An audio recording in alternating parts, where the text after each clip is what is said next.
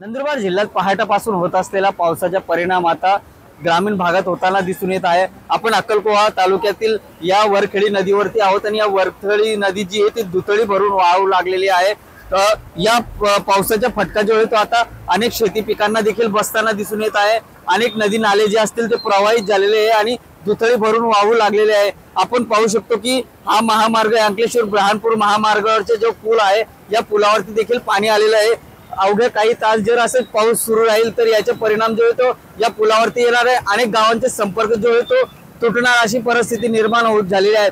पहाटेपासून येत असलेल्या पावसामुळे नंदुरबार शहराला पाणी पुरवठा करणारे विरचक धरण असेल किंवा जिल्ह्यातील इतर धरण असतील सर्व प्रवाहित झालेले आणि पाण्याची पातळी जी आहे ते मोठ्या प्रमाणात वाढलेली। पावसामुळे अनेक महामार्ग यांना देखील फटका बसतोय, वाहतूक कोंडी होते। त्याच्यामुळे जर येणारे आणखी काही तास जर असेल असंच पाऊस येण्याची शक्यता जी ते हवामान खात्याकडून वर्तवण्यात आलेली आहे। त्यामुळे येणारे काही तासात पावसाची शक्यता जी ती अधिक राहणार असल्याची शक्यता जी ते वर्तवण्यात आलेली आहे। जितेंद्र बासरे, TV9 मराठी, अक्कलकोवा, नंदुरबार।